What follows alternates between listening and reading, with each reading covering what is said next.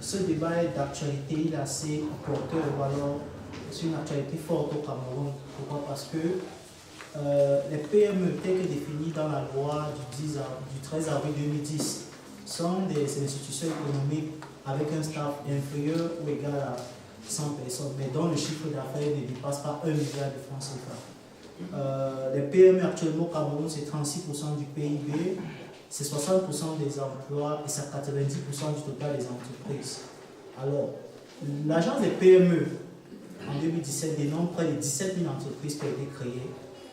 Cependant, dans une déclaration faite en 2015 par le directeur général d'ECAM, ECAM c'est un mouvement patronal des entreprises de défense des droits des PME au Cameroun, on constate que près de 7 entreprises sur 10 au Cameroun meurent ou alors ferment sans avoir atteint 2 ans. Il y a donc problème, il y a donc questionnement. Pourquoi est-ce que les entreprises camerounaises ne tutellent pas? C'est la question. Comment mettre en place des mécanismes pour rendre soutenables et durables nos PME? Le mot d'emploi aujourd'hui ne sera pas une sorte de présentation, une sorte de PowerPoint. Donc on ne va pas faire des leçons comme à l'université. C'est plus un échange entre les panélistes et vous sur les problématiques que vous avez eu à rencontrer au cours de vos activités. Donc c'est plus une session d'échange, de discussion, d'où le terme roundtable. Et vos experts prendront la parole sûrement après vous, ou alors avant vous, pour dire ce qu'ils pensent. Et ensemble de nos débats ou de nos contradictions, sûrement jaillira la lumière. Nous serons ravis aussi d'apprendre de vous, parce que nous n'avons pas, personne n'a la connaissance infuse. Donc forcément, vous en tant qu'entrepreneur, en tant que porteur de projet, vous avez des choses qui peuvent nous enseigner. Et nous serons ravis d'apprendre de vous. Ensuite, nous invitons tout le monde à être précis. Nous avons une contrainte de temps aussi. Nous invitons à tout le monde précis dans les échanges, dans les interventions. Alors, nous allons donc commencer avec le premier sous-thème. Il y a les lenteurs administratives. Moi, je suis de l'administration. Vous avez commencé par les impôts. Il y a des lenteurs administratives. C'est un boulot d'étranglement dans la croissance des entreprises. Lorsqu'un investisseur arrive à Douala et qu'il fait 3 semaines, comme ça se passe actuellement, vous avez suivi à la douane, 3 semaines, il sera amené à aller au Bénin, au Ghana, au lieu de venir au Cameroun. Les lenteurs administratives. On parle de la compétition déloyale des multinationales. Au préalable, nous, on n'a pas rendu nos entreprises compétitives. Nous sommes précipités à aller signer des accords de partenariat économique sans pour autant se rassurer que nos PME, est-ce qu'elles ont la capacité de produire les services qui seront externalisés? Vous voyez comment on emballe nos produits dans du bilan et nous consommons des produits qui sont déjà des produits nocifs parce que le bilan avec la chaleur, ça produit des maladies. Et aujourd'hui, on est surpris au Cameroun que nous sommes malades. Nos enfants sont malades. Parce qu'au préalable, nous n'avons pas été éduqués. La première chose, c'est l'éducation, c'est la formation. Je suis ingénieur de travaux, ça ne fait pas de moi chef d'entreprise. Il faudrait qu'on me donne des outils adéquats pour devenir chef d'entreprise. C'est la raison pour laquelle vous voyez l'État a mis en place des programmes. Vous allez voir au ministère de la Jeunesse, au ministère des PME, il y a des programmes pour accompagner les entreprises. Et je suis venu avec un document de la PME source d'appui non financier et financier au Cameroun. Vous allez à l'agence de promotion de PME, ce document coûte 3 000 francs. Ce document, vous n'allez pas voir ça dans les librairies, mais c'est à la PME. Il est vrai que l'information n'est pas passée, mais il y a toutes les sources d'appui non financier et financier au Cameroun. Je l'ai amené pour vous dire que beaucoup est fait. Il y a les difficultés de produire, il y a l'insuffisance d'énergie électrique. Quel est ce pays qui veut être émergent sans énergie? À San Minima, on a mis en place une entreprise qui a coûté près de 5 milliards d'États. Et l'entreprise n'a jamais fonctionné pour transformer le manioc. Vous avez entendu parler dans les médias. Comment on peut mettre sur pied une entreprise et on ne se rassure pas qu'on peut produire suffisamment pour transformer ce produit? Il n'y a qu'au Cameroun que ça existe. 5 milliards sont partis comme ça. Avec 5 milliards, il faut aussi beaucoup d'autres projets. On a les insuffisances des infrastructures. Est-ce qu'on doit attendre la Coupe d'Afrique pour construire les routes au Cameroun?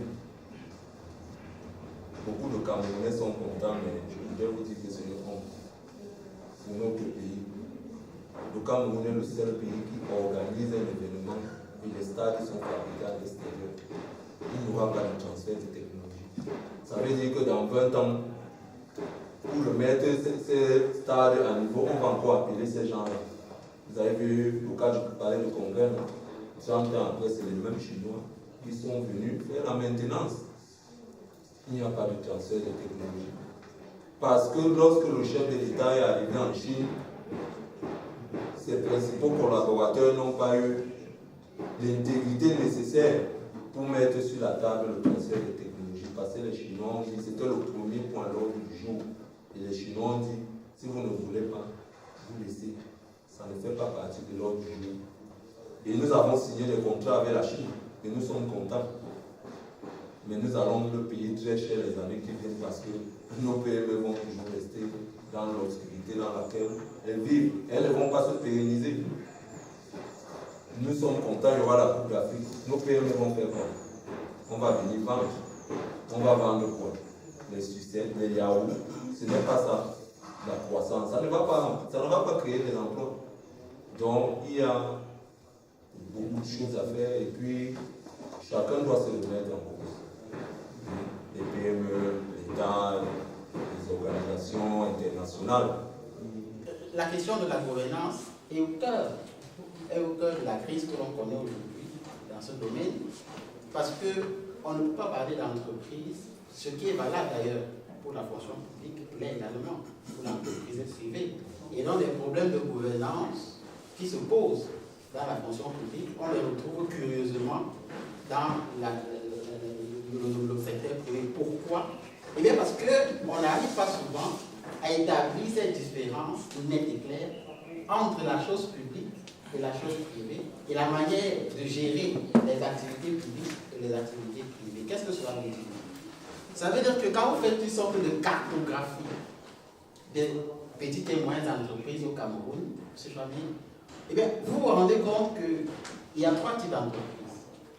Il y a des sociétés à responsabilité limitée, il y a des sociétés anonymes et il y a des établissements. Et curieusement, ce sont ces établissements qui sont les plus nombreux. Alors, je prends les statistiques, n'est-ce pas? C'est vrai, c'est 2016, d'une institution, Camer Cap Park. Eh bien, Camer Cap Park nous apprend que les établissements sont au nombre de 31 298 sur un chiffre de PME de 40 500 000. Seulement les établissements. Alors, chose curieuse, c'est qu'on nous dit que ces établissements présentent le taux de disparition le plus élevé de l'entreprise, avec un chiffre de 82% de disparition. Alors, ce qui est davantage curieux, c'est que la plupart des établissements qui existent sur la place camerounaise et qu'on fait passer pour les PME sont des établissements créés par des acteurs qui se trouvent dans l'appareil gouvernemental. Parce que à 83%, ces entreprises, ces établissements ont pour vocation de bien livrer, n'est-ce pas, des services. La délivrance des services. Pourquoi? Parce que ce sont ces acteurs qui sont dans l'appareil gouvernemental qui créent ces entreprises pour les faire bénéficier de la commande publique. Et donc, ça nous renvoie à quoi? Ça nous renvoie à dire qu'en réalité, les établissements, enfin, je veux dire, les petites et moyennes entreprises qui existent véritablement au Cameroun ne sont que de l'ordre de 12%. Les vrais. Ça veut dire que si on veut travailler sur une base précise, une base numérique précise, objective et sérieuse, ces établissements, c'est-à-dire les sociétés anonymes et les sociétés à responsabilité limitée, qui sont sérieuses et qui n'ont pas partie liée, c'est-à-dire qui n'ont pas un rapport avec l'appareil gouvernemental, ne sont que de 12%. Donc cette base, je crois, elle est extrêmement importante et ça nous informe sur le fait qu'en réalité, oui, on ne peut pas penser aujourd'hui les petites et moyennes entreprises en dehors, n'est-ce pas, des préoccupations de gouvernance.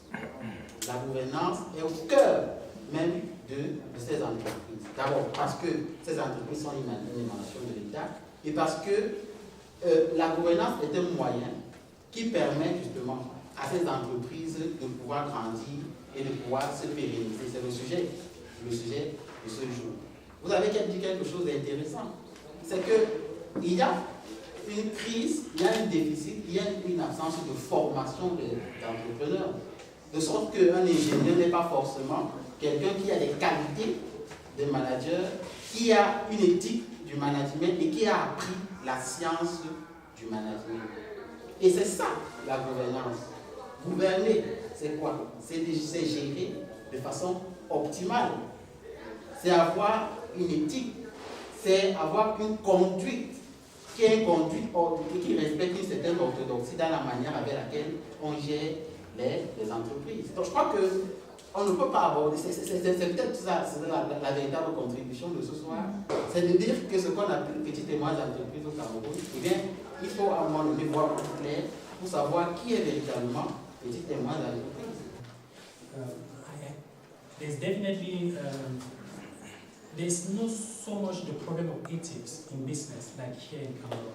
So if you are a public servant, you are all accountable for every cent that you spend. So in Cameroon, the justice system arguably is not as strong as in the UK. So I believe ethics may be an area of concern.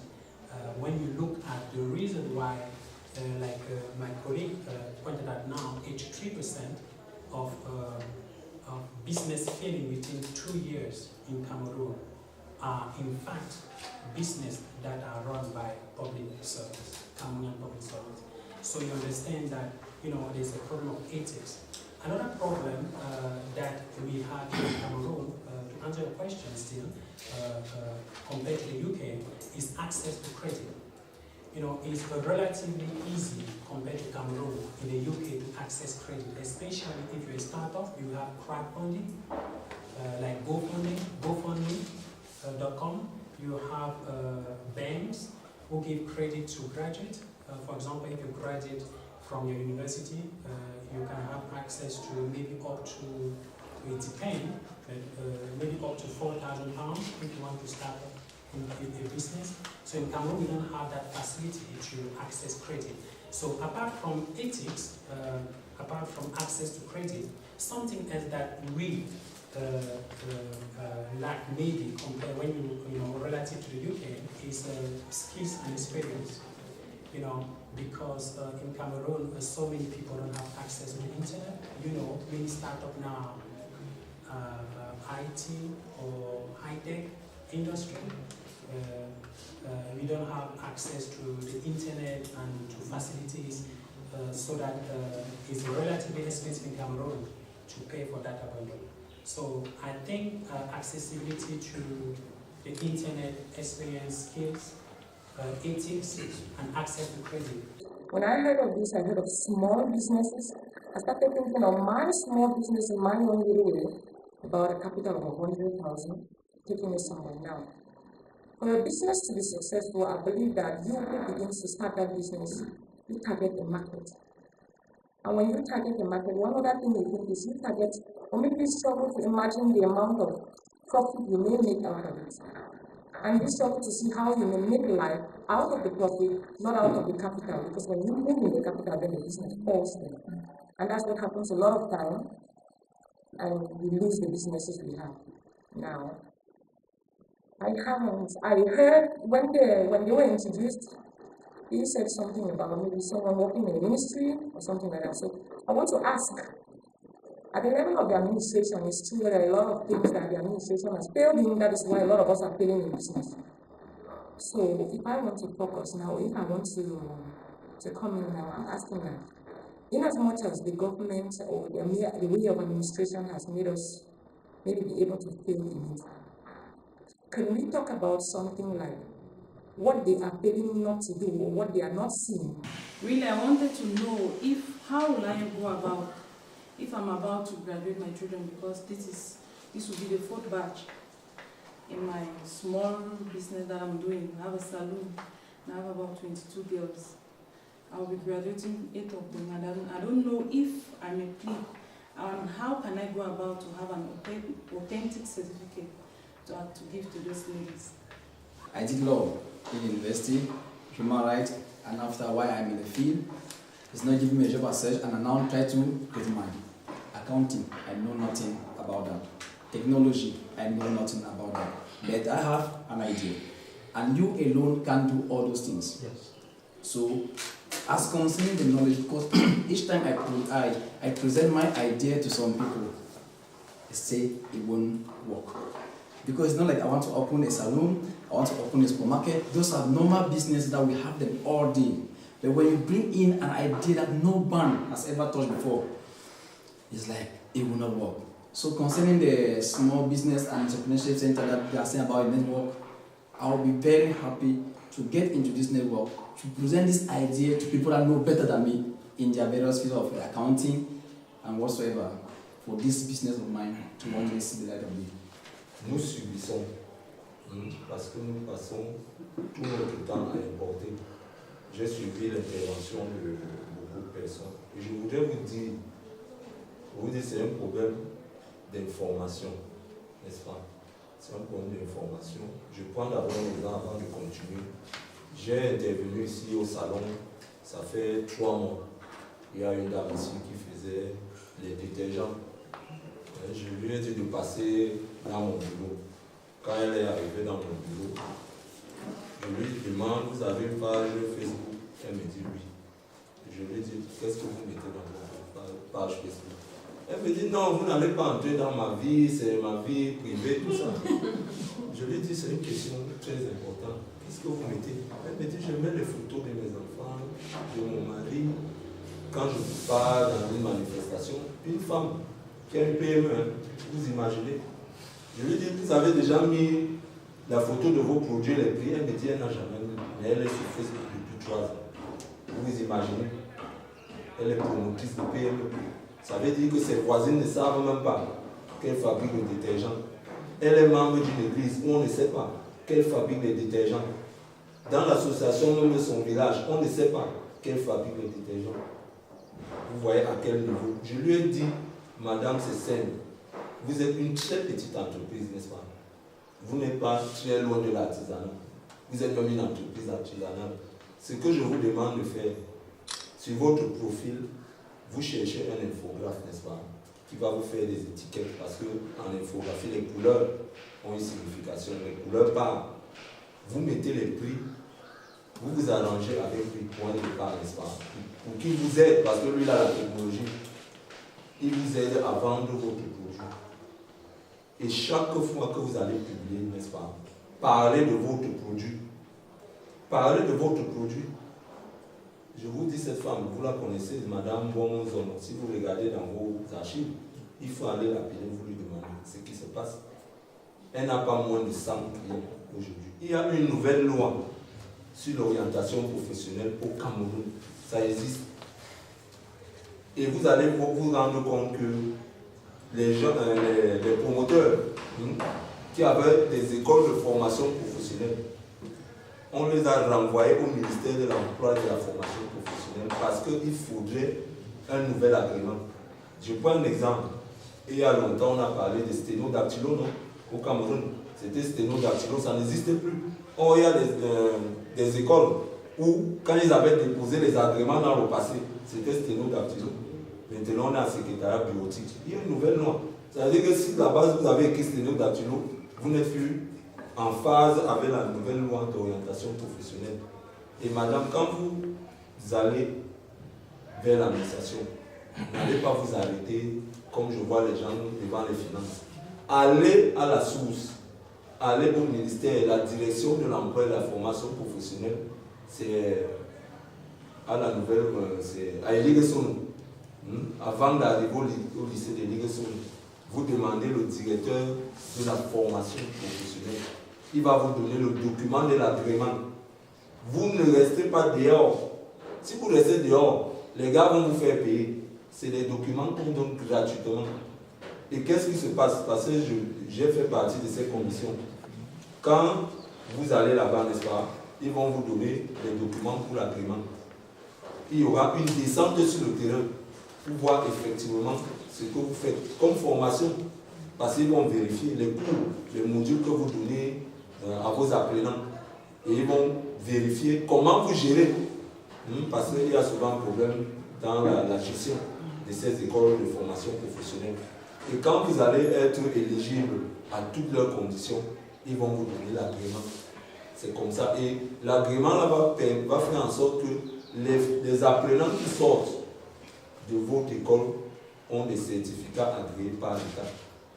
Il faut toujours apprécier le contexte quand on fait un peu de l'entreprise. C'est vrai que pour avoir une idée novatrice qui est tirée d'un contexte différent et qui a, n'est-ce pas, pour vocation d'être implémentée dans un autre contexte.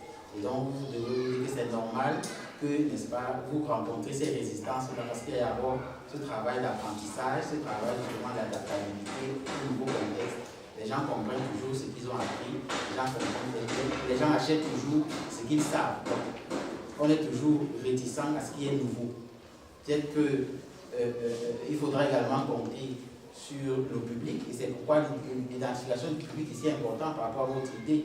Est-ce que vous qui voulez vendre votre idée, si vous avez une idée peut-être de, je peux prendre un exemple, vous voulez créer une entreprise peut-être numérique, digitale, et qui a pour vocation peut-être de faire du don du sang. Créer une application à partir de laquelle on va donner du sang. Le public cible, ce sera les hôpitaux et les gens justement qui souffrent d'anémie et tout cela. Vous voyez? Donc, peut-être que ceux qui n'ont pas les mêmes problèmes, ceux qui ne voient pas l'utilité de la question, c'est eux qui résistent un tout petit peu. Donc, il est important à un moment donné de bien contextualiser, de bien définir sa cible. Peut-être que c'est, je ne sais pas, peut-être que c'est la difficulté que vous avez aujourd'hui. Il faut déjà contextualiser, il faut déjà identifier votre cible, à qui je dois m'adresser. Est-ce que c'est tout le monde qui doit être intéressé par ce que vous faites? Voilà, vous savez, c'est souvent difficile aussi. L'État a pris des taureaux par les cornes et a mis en place des structures. On peut questionner ces structures, mais l'État a commencé par le cadre réglementaire, parce que beaucoup de promoteurs ne connaissent même pas le cadre réglementaire. Hier, quand le Premier ministre défend le budget du Cameroun devant l'Assemblée nationale, c'est des choses importantes. Le chef d'entreprise doit suivre cette actualité. Quand vous avez un chiffre d'affaires inférieur à 100 millions, vous vous inscrivez au bureau de mise à niveau. Le bureau de mise à niveau est situé à Dioga Palace, du 20 mai, 6e étage. Vous avez un chiffre d'affaires inférieur à 100 millions. Vous partez au 6e étage de Dioga Palace, qui est au 20 mai. Vous vous inscrivez au bureau de mise à niveau. Et au bureau de mise à niveau, là-bas, si vous n'avez pas une bonne gouvernance, votre projet, votre entreprise n'est pas éligible. Parce que vous leur donnez tous les documents comptables et fiscaux. Tous les documents doivent être clairs. Et ils font un diagnostic. Ils ont signé un partenariat avec le Canada, l'Université de Trois-Rivières au Canada. Ils font un diagnostic. C'est à l'issue de ce diagnostic qu'ils vont découvrir les zones d'ombre de votre structure. Et c'est à l'aide de cela qu'ils vont travailler. Si vous allez jusqu'à la fin du processus, si vous avez besoin d'un financement de 100 millions, le bureau de mise à niveau vous donne 70 millions. Voilà ce qui se passe au bureau de mise à niveau. Quand vous créez une entreprise maintenant, c'est une année d'exonération de taxes. Si vous voulez avoir la deuxième exonération de taxes, vous devez être membre d'un centre de gestion agréé. C'est lorsque vous êtes membre d'un centre de gestion agréé qu'on vous donne la deuxième année d'exonération de taxes. C'est dans la loi des finances. Ce n'est pas le ministère des PME. Nous, on aide le ministère des Finances à atteindre ses objectifs. Si vous payez le juste impôt, il n'y aura pas de souci. Et je disais souvent à certaines personnes, vous voyez même ceux qui sont dans les pôles libératoires, les gens ne connaissent pas dans quelle catégorie ils sont. quand les impôts descendent sur le terrain, vous dites là, je vais payer, donnez-moi 40 000, je vais aller faire le travail à votre place. Non. Vous devez connaître, vous devez vous rapprocher des structures de l'État.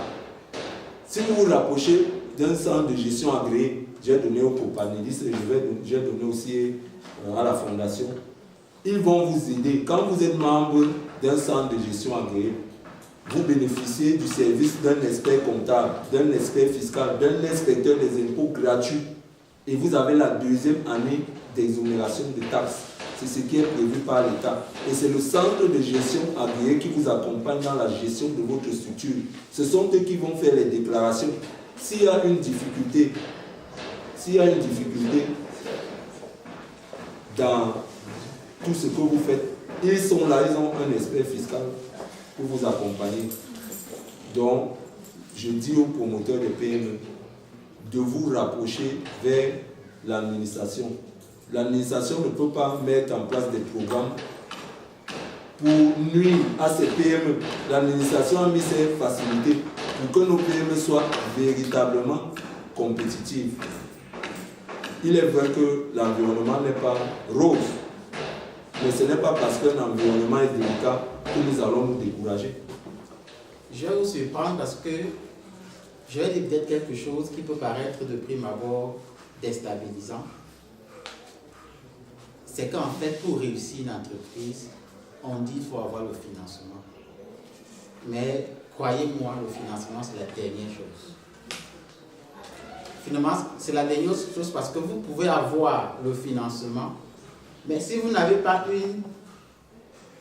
une orthodoxie de gestion de l'entreprise, vous faites banqueroute. Vous allez fermer. Et c'est pourquoi, de mon point de vue, la question du management est au cœur de l'entreprise. Et ça pose la problématique de l'entreprise en contexte africain. Vous avez une entreprise, vous êtes issu d'une famille, et généralement chez nous, on voit, c'est vrai, dans la fonction publique, on voit ce genre de pratiques, mais curieusement, dans le domaine privé, on les retrouve également. Par exemple, la question du tribalisme. C'est des questions de gouvernance qu'on néglige souvent, mais qui peuvent vous empêcher à progresser, puisqu'on parle aujourd'hui de progrès, de maintenance de vos entreprises à un niveau, n'est-ce pas, standard, qui répondent à des exigences internationales. Vous allez, prenons, je vais vous prendre deux exemples. Prenons les entreprises, enfin peut-être qu'elles sont grandes, mais ce sont des multinationales qui opèrent en Afrique. Mais prenons également une entreprise qui n'est pas une multinationale, mais qui est d'inspiration africaine et qui se comporte différemment. Je vais prendre par exemple Orange ou MTN. Vous voyez, c'est des multinationales. Quand vous êtes recruté dans ces entreprises, vous voyez le système de fonctionnement. On vous dit que le travail commence à 7h et à 17h vous êtes parti. Vous allez voir des Africains ou des Camerounais qui vont se comporter à Orange, mais à partir du moment où ils quittent Orange et qu'ils créent leurs propres entreprises, le mode de fonctionnement change. Parce qu'il n'y a pas un niveau d'exigence. Il faut être exigeant. Il faut être exigeant. D'abord, sur le plan de l'orthodoxie, le travail, sur le plan de la gestion du personnel, c'est important. C'est important. La qualité dans la gestion du personnel. Qui est-ce qu'on recrute? Est-ce que c'est parce qu'on a un salon de coiffure, on veut progresser, on veut, n'est-ce pas, partir d'un état N à N plus 1, N plus 2, N plus 3, N plus 5, en fonction des années. Mais si vous prenez votre soeur qui est au village, qui fait la coiffure, c'est bien, elle peut être une très bonne coiffeuse. Vous n'êtes pas là, vous êtes auto-management, vous n'avez pas le temps, c'est vrai. Elle gère la coiffure et elle gère la caisse. Mais est-ce qu'elle a appris à gérer la caisse? C'est ça le problème. Donc le problème justement de l'entreprise en Afrique, c'est ça, c'est la mise à niveau. C'est la rationalité dans la gestion des affaires. Cette rationalité, c'est vrai qu'on l'exige souvent au gouvernement, mais on en a besoin également dans l'entreprise privée. on gère nos entreprises comme étant des entreprises familiales avec la légèreté qu'il faut, on ne respecte. Pour ma part, le premier enjeu pour l'entreprise en Afrique, c'est justement la rigueur, c'est la rationalité, c'est l'arrimage aux techniques conventionnelles de management. Si on n'a pas fait ce premier travail, on ne peut pas avoir une entreprise qui naît, qui progresse et qui se maintient de façon sérieuse et qui peut concurrencer avec les entreprises telles qu'elles sont produites à l'international. Pour que ton entreprise progresse, il faut mettre un accent particulier sur la formation et la santé. Parce que si tu es malade, ça peut creuser dans ton capital. Si tu as de l'argent et si tu tombes malade, tu es obligé de prendre cet argent pour aller te soigner. So, je pense que vous devrez jeter un coup d'œil à cet article. It's entitled Key Takeaways from World Bank Forum. It's on our website. She argued many things. Our co-chair, Ms. Leonora Foresha, she wrote a very powerful article entitled Key Takeaways from World Bank Forum. It's on our website. In that article, she argued that human capital is responsible for about 2/3 of GDP of nations. This is very strong. In other words, skills, experience, and good health contribute about 2/3. So if you want to grow your business, you should put an emphasis on skills, la formation. Si tu veux progresser ta compagnie, tu vas mettre un accent particulier sur la formation. Parce que quand tu grandis en connaissance, tu grandis en confiance. Et parce que tu grandis en confiance, tu es prêt à prendre du risque. Merci. Alors, M. Chouamé, est-ce que nous sommes prêts pour grandir? Nous sommes prêts pour grandir. Mais au préalable, mes copanélistes ont parlé de formation. Moi, je parlerai de motivation, du salaire. Comment les salariés camerounais, regardez ce qu'ils touchent à la fin du mois. Quand vous vous retrouvez avec des gens qui font 6 mois sans salaire, vous voulez quel résultat? Il n'y aura pas de résultat. La sécurité sociale, elle n'existe même presque pas dans nos PME. Il y a la formation dont il parlait. Mais il y a un problème dont le co-panéliste évoquait, du tribalisme. Peut-être il n'est pas entré en profondeur, mais je crois que c'est une gangrène dans la gestion de nos PME. On a vu beaucoup de PME dans ce pays qui ressemblent à des dénominations. Il faut recruter les meilleurs. Si je suis Bamileke et si le meilleur comptable est de l'extrême nord, que je puisse le recruter pour travailler avec moi. Si je suis Bassa, que je puisse travailler avec un Etom parce que c'est le meilleur employé. Mais si nous tribalisons et nous faisons comme nous avons l'habitude de faire, c'est-à-dire qu'un management familial, nous n'allons pas atteindre nos objectifs. Il ne faut pas fournir des efforts quelconques. Souvent, vous voyez une entreprise où on vous dit que les bénéfices sont à l'ordre des milliards de francs CFA. Mais on vous dit que l'employé qui a le plus gros salaire n'a même pas 80 000. Ça veut dire qu'il y a un gap. Voilà des choses sur lesquelles nous devons mettre un accent. La bonne gouvernance. Vous voyez l'accès au marché public. Est-ce que ceux qui gagnent les marchés publics sont effectivement les meilleures entreprises? Le chef de l'État a mis en place le plan d'urgence triennal. Mais vous voyez que à la veille de la Coupe d'Afrique, nous sommes encore en retard. Il y a des routes qui devaient être construites. Il y a des centres d'urgence qui devaient être déjà prêts. On peut aussi se questionner sur la gouvernance, sur l'éthique, sur la compétition. Est-ce que nous avons mis en place un système de compétition? J'ai vu dernièrement en Africa 24, au Congo démocratique, où maintenant ils ont mis en place un système de compétition. On met 2 entrepreneurs, ils ont appelé ça Getting Ring. On met 2 entrepreneurs, et il y a soit les investisseurs, soit les administrations. Et vous défendez votre projet. On dit on va construire la route Carrefour Simbok, Fondation Foretia. Et vous venez défendre. Et c'est public. C'est public. Et vous voyez à la fin, celui qui est retenu, c'est le meilleur. Mais ici, là, comme nous faisons tout en cachette, c'est-à-dire nous voulons mystifier tout ce que nous faisons, même les choses les plus simples, nous voulons les mystifier. Et quand on n'est pas clair, on n'est pas transparent dans tout ce que nous faisons, nous sommes surpris par les résultats. Or, vous voyez même à l'international, il y a une dame qui parlait. Quand vous allez à l'international, rien n'est caché. On vous dit voilà les critères d'éligibilité, voilà les étapes qu'il faut suivre pour que votre projet soit éligible. Et on vous dit il y aura des interviews.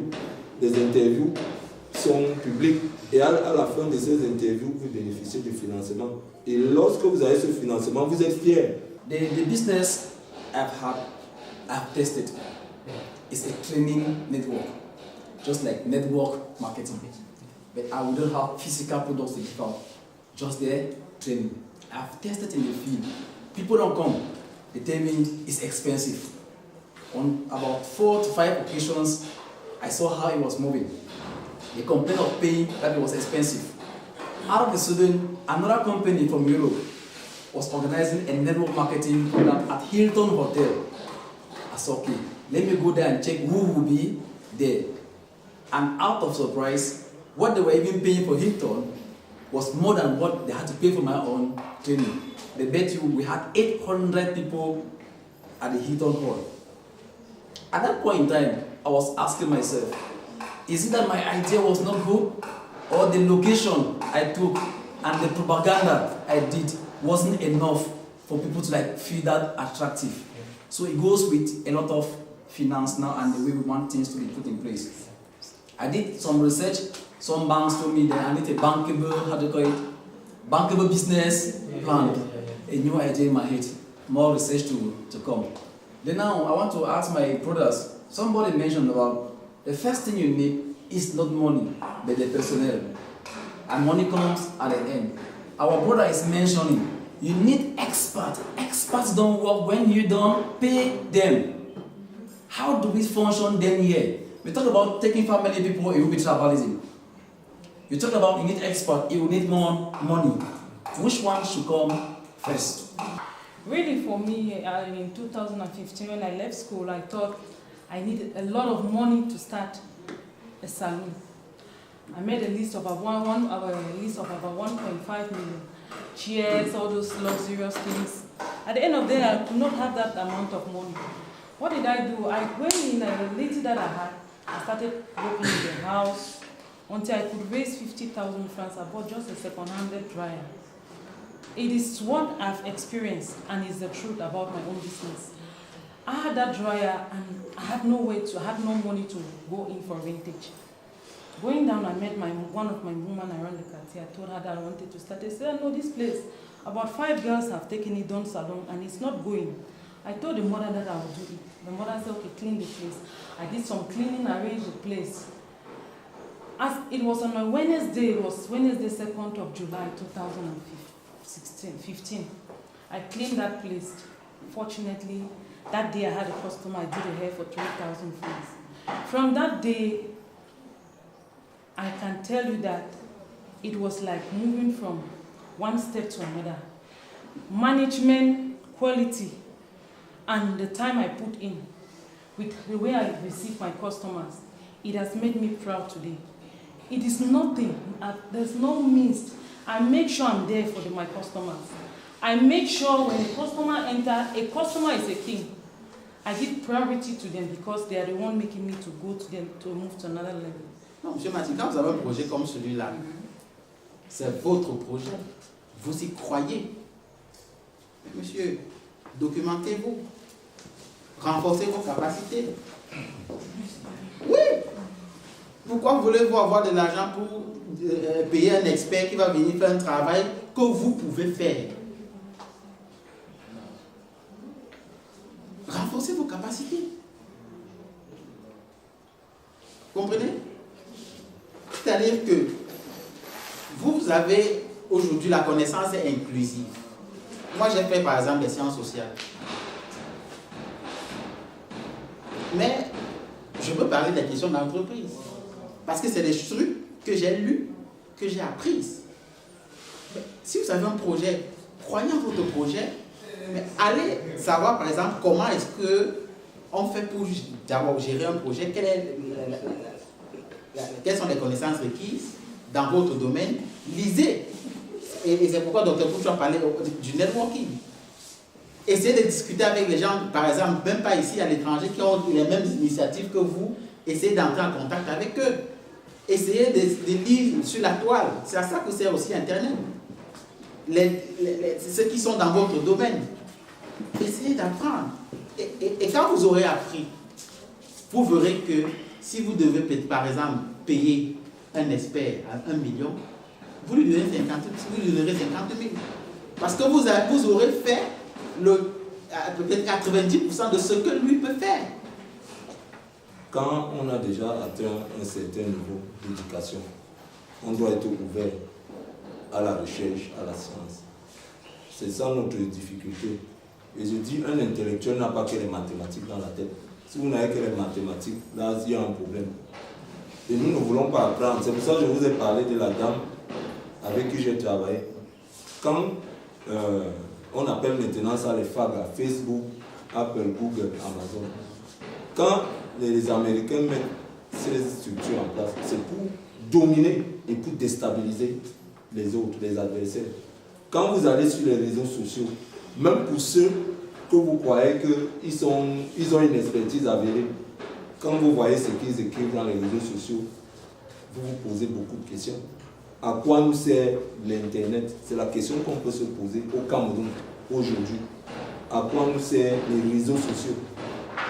Mais je voulais rassurer mon jeune frère, parce que je suis dans le domaine, on va se voir après la table ronde.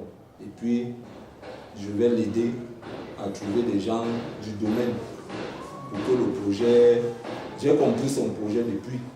Je voudrais lui rassurer mon jeune frère que nous, dans les années, le début 2000, nous qui avons fait l'informatique, il n'y avait pas beaucoup de structures dans l'accompagnement. Ça n'a pas été facile pour nous. Peut-être la seule ici, c'était l'école normale. C'était l'école normale. Et puis ceux qui avaient même les idées de projet ne savaient même pas à qui s'adresser. Vous avez l'opportunité que l'État vous donne ces structures d'accompagnement. Je vous ai parlé ici de l'agence de promotion des PME qui a un programme spécialement pour les jeunes. Rapprochez-vous de ces structures, vous allez le faire. Mais moi, je vais vous aider parce que je travaille dans une plateforme avec des Camerounais qui sont à l'étranger et au Cameroun, qui aident les jeunes qui font dans l'innovation à avoir des business plans matures. À ce stade-là, nous, on va vous aider. Je vais vous aider pour que votre business plan soit mature. Peut-être que les financements vont venir après, mais je vais vous aider dans l'élaboration de votre business plan. Donc, c'est ce que je voulais dire à mon jeune frère. Si vous permettez, peut-être avec le docteur Coutu de prendre la parole, je vais compléter en lui disant que ce que je vous dis est capital. Parce que si vous vous faites aider par des gens qui comprennent plus votre projet que vous, ce n'est plus votre projet. Alors vous avez l'obligation de vous arrimer pour comprendre les enjeux de votre domaine. C'est important.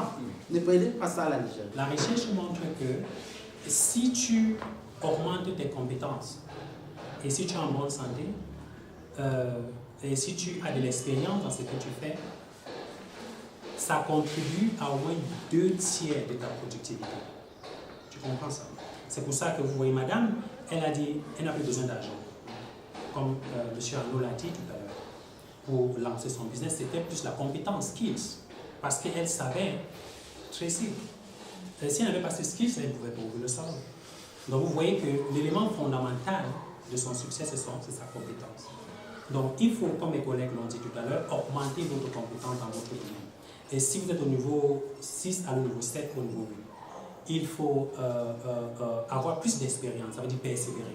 Our main focus here is to hear from you what are the business growth strategies that you have been using. Is it the strategic one, creating more products? Is it going to markets that were inexistent before? Is it that you merge with someone or a company, or is it that you use bootstrapping? So, les formes de croissance des entreprises, cher panéliste. Moi, je pense que ça peut être une combinaison de tout. Ça veut dire que ça dépend de ton business model. Par exemple, si tu as par exemple un salon ou une petite entreprise, organique, la forme organique, à avoir plusieurs produits diversifiés. L'avantage de diversifier, c'est que si les rentrées d'un de tes produits n'entrent pas, tu peux peut-être suivre les mèches, tu traites, tu fais les rastas, tu prends les produits cosmétiques. Donc il faut un peu diversifier, parce que si tu ne diversifies pas, le risque est trop grand. Ça veut dire que si tu as un produit unique et que le produit ne tourne pas, tu risques de fermer. Alors il faut diversifier. Donc je pense que la stratégie organique, avoir plusieurs produits, est appropriée pour les petits business du genre salon de coiffure. Et un autre truc que j'ai retenu, c'est que customer happiness. Il faut comprendre que ton meilleur outil de marketing, c'est tes customers, c'est tes clients. Je veux dire, les gens, je sais que beaucoup de petites et moyennes entreprises rêvent de faire la publicité à la télé, à la radio, mais la réalité pour les petites et moyennes entreprises, c'est que votre meilleur outil de publicité, c'est vos clients. C'est pour ça que j'ai aimé l'intervention de notre invitée lorsqu'elle a dit qu'elle reçoit ses clients personnellement. Ça peut paraître, mais c'est très important. J'aimerais que vous vraiment insister là-dessus. Donc votre client, c'est votre outil marketing. Parce que c'est le même client qui va aller dire à la maison, à ses copines, dans sa famille que non, c'est une bonne coiffeuse, ou non, je n'aime pas, j'ai pas aimé l'expérience. Donc, votre client, c'est votre meilleur outil marketing. Et c'est elle maintenant qui vous permet de passer à la seconde qui est, par exemple, stratégique. Ça veut dire que vous avez des nouveaux marchés qui arrivent parce que votre cliente est allée vous vanter vos mérites à une autre personne. Je pense que pour répondre à votre question, Monsieur Verich, ça peut être une combinaison, mais ça arrive à différentes étapes et ça dépend de ton business model. Les fonds de cancer, je vais aller un peu dans le même sens que le docteur. L'État a parlé de la diversification de l'économie. Vous avez vu, on a eu la grippe aviaire parce que beaucoup de gens faisaient seulement dans la vente du poulet. Or, dans les pays occidentaux, ce n'est pas comme ça. On est dans toute la chaîne. On produit le maïs qui est 80% de la provence, on fait la provence, on produit et on transforme. Il y a ça. Mais nous aussi, on a un problème de qualité du produit. La qualité du produit. Quand vous allez peut-être au marché Bongada, quand une maman achète son poulet, vous voyez les conditions dans lesquelles ces poulets sont vendus et sont traités. Il y a la qualité du produit. Quand vous allez peut-être dans un supermarché, vous allez acheter, quand vous allez voir, un enfant va voir le Kinder Bueno, n'est-ce pas? Le Kinder Bueno, il n'y a même pas le chocolat à l'intérieur. La qualité du produit. Comment on conditionne nos produits. Je vous ai parlé à l'entame de mon propos, des emballages que nous voyons là. On a parlé de la protection de l'environnement. Le ministre même de l'Environnement a fait une campagne, une sensibilisation sur l'utilisation de nos emballages. Mais il n'a pas atteint ses objectifs. Parce que dans nos habitudes, nous sommes encore durs à comprendre que ces produits sont nocifs pour la santé. La qualité de nos produits. Et je vous renvoie toujours à l'État qui a mis une structure et à la norme, l'agence de la norme et de la qualité, qui a mis en place des normes spécifiques par rapport à ces différents produits. Quand je vais emballer, je vais mettre l'huile dans un emballage qu'on met l'eau et je consomme cette huile-là. C'est un problème. Quand vous emballez la nourriture dans des plastiques noirs, vous vous empoisonnez. C'est des produits chimiques toxiques. Quand vous n'avez pas de produits de qualité, n'est-ce pas, vous ne diversifiez pas votre business, vous êtes voué à l'échec. Parce qu'il suffit seulement d'une contrainte, d'un boulot d'étranglement dans la marche de l'économie du pays et vous êtes à terre. Généralement, si on se situe du point de vue de l'entreprise, c'est l'orientation capitaliste qui pourra nous intéresser. C'est-à-dire qu'une entreprise qui a réussi, c'est celle-là qui fait du profit, qui a de l'argent, qui fait rentrer de l'argent. Ça, c'est automatique, c'est clair. Mais aujourd'hui, le docteur Coutu l'a dit, il y a également un rapport, une responsabilité sociale de l'entreprise, qui est quelque chose d'important. Donc, c'est entre les deux, c'est entre cette volonté de pouvoir faire le profit qui est un indicateur de la réussite de l'entreprise. Par exemple, une entreprise qui a réussi dans son domaine, c'est celle qui est leader, forcément. Mais est-ce qu'être leader c'est être leader sans ses consommateurs. C'est ça le problème. Donc, il y a cet arbitrage qu'il faut faire entre la volonté, le souci de faire profit et le souci de contenter ceux, n'est-ce pas, qui bénéficient justement de votre croissance. My story about my own business, it's been running for some time. It's something I believed in.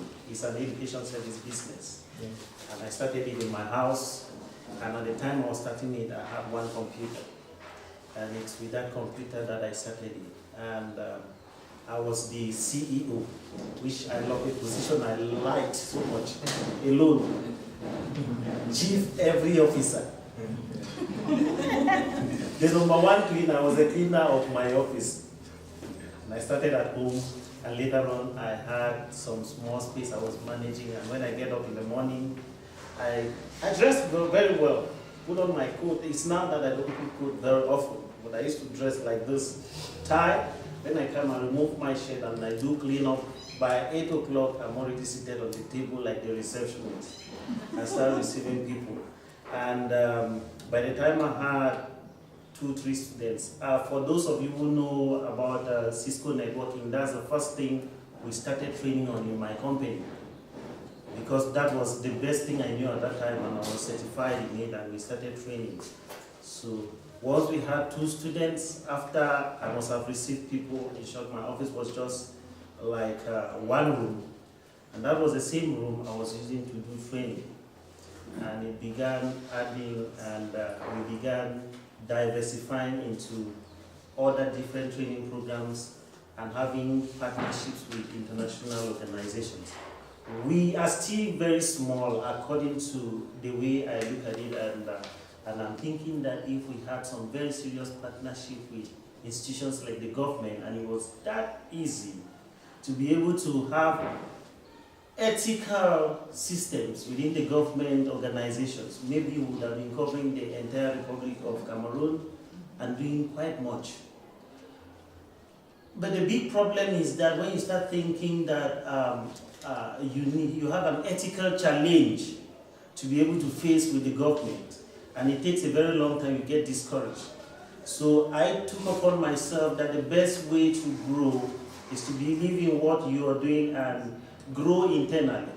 You have one candidate, and you try to do everything yourself before you begin to add staffs. And from the look of things, I've noticed that actually the list of things that we do is actually much and is heavy. Most of it passed through my hands. I had to learn how to do them. I learned how to design websites, learned how to do marketing plus digital marketing. Before I started adding, because it grew up to a point where I could not manage all of these things alone, and I started adding staffs one by one. So I believe a lot in progressive growth. You grow with what you have. What you have. I noticed that it was very difficult to be able to get staff that you pay, like as the government is paying 400,000. Back in the days, who can do you a good job? Je crois qu'il y a un niveau de renforcement des capacités qui est important. Parce que le projet, c'est d'abord le vôtre. C'est le vôtre. Il y a également un enjeu, c'est celui de la maîtrise même de ce qu'on fait. Donc, en se formant, en voyant son projet sous divers angles, ça nous permet justement d'accroître nos idées et d'accroître nos perspectives. Ce que je disais, n'est-ce pas, à monsieur, est important. Parce que vous voyez, par exemple, son expérience. C'est-à-dire que lui, il a fait le nettoyage, il a créé son site internet, il s'est documenté, il s'est formé, il a avancé progressivement. Ça fait qu'aujourd'hui, même s'il recrute un expert pour lui dire quelque chose par rapport à son projet, il a les aptitudes de comprendre ce que l'expert lui dira. Et donc, la principale crainte que j'ai, c'est vrai que M. Chouamé a dit qu'il va vous aider, mais si vous ne faites pas ce travail en amont, c'est-à-dire que voir votre projet sous divers angles, essayez de voir par exemple comment faire du marketing par rapport à ça, essayez de voir par exemple comment est-ce qu'on peut le vendre sur la plateforme digitale, essayez sous divers angles de comprendre votre projet, Bien même, quand vous aurez à recruter des experts, ils vont vous expliquer des choses que vous ne comprendrez pas parce que vous n'avez pas eu le temps de mûrir votre projet. Je crois que vous avez une idée, mais qui n'est pas encore mature. Vous devez, n'est-ce pas, mûrir votre projet, essayer de le comprendre sous divers angles. Je crois que la formation, c'est vous déjà qui devez la faire. C'est important, c'est capital. Merci beaucoup. On signale que nous sommes tenus par certaines contraintes de temps. Les autres reviendront forcément sur cette préoccupation qu'on va présenter. Mais allons directement à la dernière, au dernier subsection.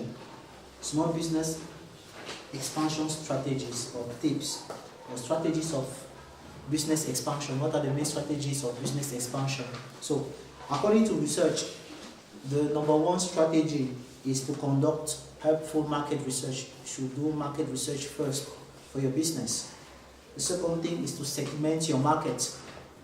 In which market are you? You segment your market. You cannot target all the market. What is your niche? Where are you going? Now, the number three, develop a solid marketing plan. As Mr. Theodore was saying, you have to learn marketing. Develop a solid marketing plan. Number four, seek financing for your expansion effort, because as you want to grow, we said that it needs or it requires financing. So you have to seek out financing. Number five, diversify your product. So diversification is one strategy, a tip that you may use in growing and sustaining your business. Diversify your product. The next, align with others, with other brands or businesses. You cannot operate in vacuum. You must rely on people. You must look at what people are already doing. You look at it. Then you use new technologies to be competitive. For example, Mr. Schwabe mentioned the fact that there are some SMEs that are not present on Facebook, that do not have website, that do not have Twitter account or LinkedIn account. So today is the social network era. You have to be on social networks. So you use new technologies to be competitive. The last but not the least, you network on social media. As Dr. Puchu was saying, you can have what we call influencer, people that can talk about your product, that can serve as a backup on social media in order to attract more customers. And the last, you can merge or acquire new businesses. Why is it so important? Is that sometimes you may be at a point that you don't know the way forward. Therefore, it's good sometimes to merge with one person that is doing the same business so that together you can grow.